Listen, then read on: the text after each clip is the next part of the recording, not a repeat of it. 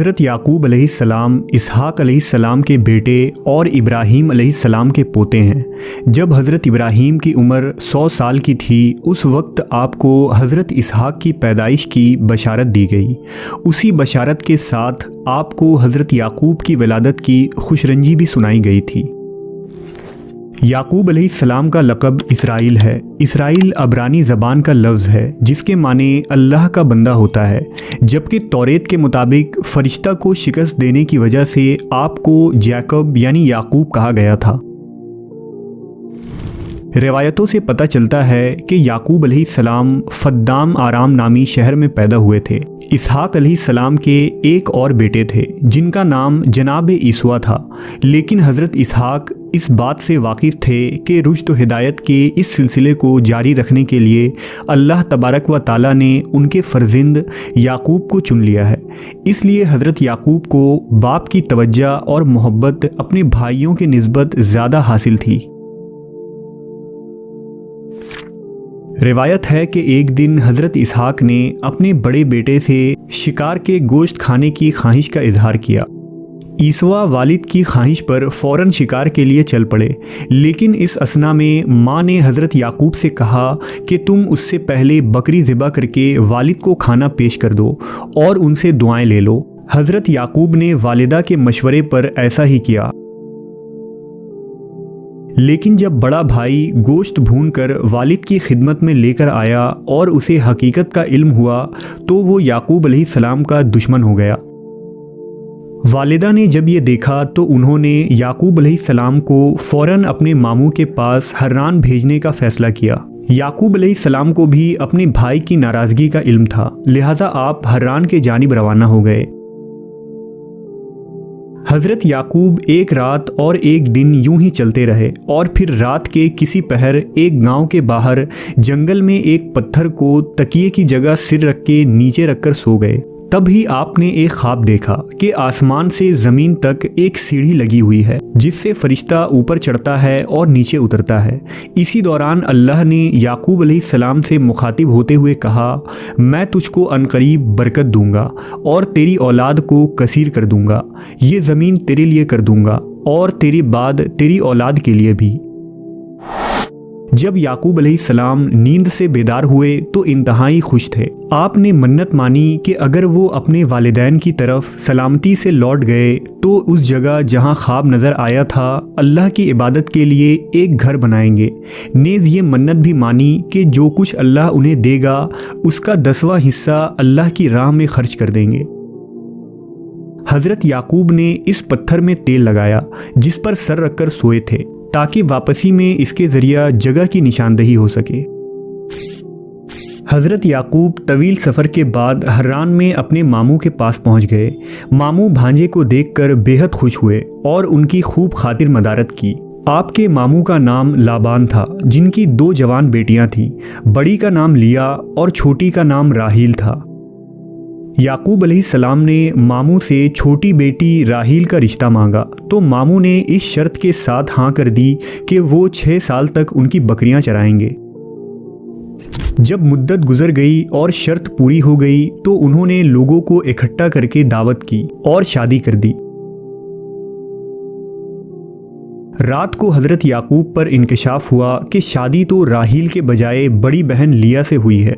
हज़रत याकूब ने सुबह मामू से पूछा, आपने ऐसा क्यों किया? मैंने तो राहील से निकाह का पैगाम दिया था। मामू ने जवाब दिया, हमारे यहाँ बड़ी बेटी के होते छोटी से निकाह नहीं हो सकता। हाँ, अगर तुम्हें छोटी पसंद है तो मैं उससे भी तुम्हारा निकाह कर दूंगा, मगर तुम्हें मज़ीद 7 साल तक बकरियां चरानी होंगी। लिहाजा हज़रत याकूब ने मज़ीद 7 साल तक बकरियां चराईं, जिसके बाद उनका निकाह छोटी बहन से भी कर दिया गया। वाज़ेह रहे कि उस वक्त 2 बहनों का एक ही वक्त में एक मर्द से निकाह हो सकता था। हज़रत याकूब अलैहिस्सलाम ने 20 बरस तक मामू के घर क़याम फरमाया। फिर उन्हें अल्लाह की जानिब से वापस अर्ज़ किनान जाने का हुक्म मिला, तो उन्होंने अपने अहल व अयाल के साथ हिरान से वापस जाने की तैयारियां शुरू कर दी। बेटियों और उनके बच्चों से जुदाई के सबब मामू उदास व गमगीन हो गए। उन्होंने हज़रत याकूब को रोकने की कोशिश की, लेकिन वो तो हुक्म इलाही के पाबंद थे। बिल आखिर मामू ने भेड़ बकरियों के बड़े रेवड़ और ज़्यादा राह साथ करके सबको रुखसत किया। हज़रत याकूब अपने अहल व अयाल माल मवेशियों के साथ सफ़र करते हुए उस मकाम पर पहुंच गए जहां उनके बड़े भाई रहते थे। ईसवा ने जब अपने इलाके में एक अजनबी काफ़िले को देखा तो बड़े ताज्जुब और मुतजस्सिस हुए। उन्होंने अपने लोगों को काफ़िले के जानिब रवाना किया ताकि हकीकत हाल का इल्म हो सके। लोगों ने वापस आकर बताया कि उस काफ़िले का सरबराह याकूब नामी कोई शख्स है और ये लोग हर्रान से नकल मकानी करके किनान जा रहे हैं। ईसवा ने जब ये सुना तो उन्हें 20 बरस पुराना वाक़या याद आ गया और वो समझ गए कि ये तो उनका छोटा भाई याकूब है। ईसवा ने अपने कबीले के 400 लोगों को साथ लिया और याकूब अलैहिस्सलाम की जानिब चल पड़े।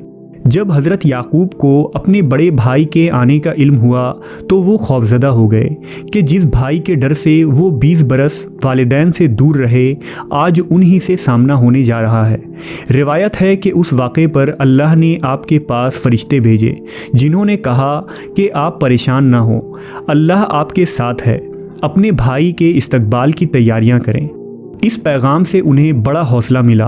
उन्होंने भाई को तोहफे में देने के लिए अपने रेवड़ में से खूबसूरत भेड़ बकरियां साथ लीं और कुछ दूर जाकर भाई का इस्तकबाल किया।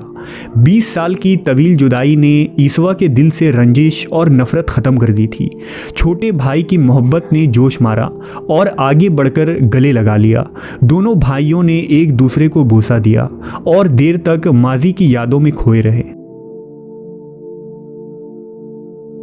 याकूब अलैहिस्सलाम ने कुछ दिन बड़े भाई की मेज़बानी में गुजारे, फिर उनसे इजाज़त चाही। ईसवा ने बहुत से तोहफे तहाइफ देकर उन्हें इज़्ज़त व एहतराम के साथ रुखसत किया। याकूब अलैहिस्सलाम को अच्छी तरह याद था कि 20 साल पहले जब वो अपने मामू के पास जाकर रहे थे तो उन्होंने मन्नत मानी थी कि अगर वो अपने वालिदैन के पास सलामती के साथ लौट गए तो जिस जगह ख्वाब देखा था वहाँ अल्लाह का घर बनाएंगे।